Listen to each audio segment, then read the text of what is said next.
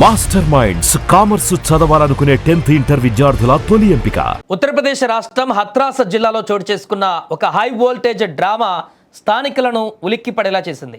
నిన్న మధ్యాహ్నం ఓ వివాహిత తన ప్రియుడి కోసం ఏకంగా మొబైల్ టవర్కి 3 గంటల పాటు పోలీసులను, కుటుంబ సభ్యులను ముప్పు తిప్పలు పెట్టింది.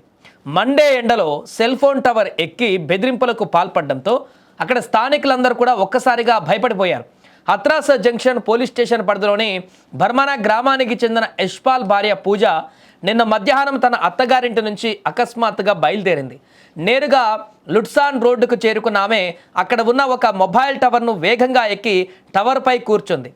ఇక అంతా ఎత్తులో మహిళను చూసినటువంటి స్థానికులు ఒక్కసారిగా షాక్ గురయ్యారు. కొద్దిసేపటికే పూజ స్వయంగా తన తల్లిదండ్రులకు ఫోన్ చేసి తాను టవర్ ఎక్కినట్లుగా చెప్పడంతో విషయం వెలుగులోకి వచ్చింది.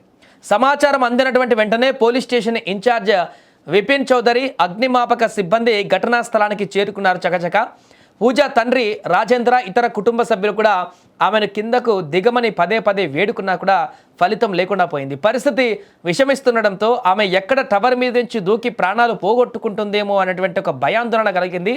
ఒకవేళ ఆమె పైనుంచి దూకితే ప్రాణాపాయం కలగకుండా వెంటనే అగ్నిమాపక సిబ్బంది కూడా టవర్ కింద జంపింగ్ ఫ్లోర్ను కూడా ఏర్పాటు చేశారు.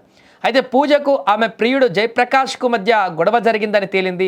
దీంతో పోలీసులు జయప్రకాష్ను సంఘటనా స్థలానికి తీసుకువచ్చారు.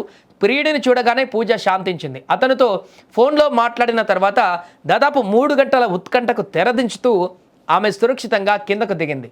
ఇదిలా ఉంటే పూజకు 2 నెలల క్రితమే వివాహం జరిగింది. అయితే జయప్రకాష్తో ఆమెకు చాలా కాలంగా ప్రేమలో ఉన్నట్టుగా తెలుస్తుంది ఆయనతోటి.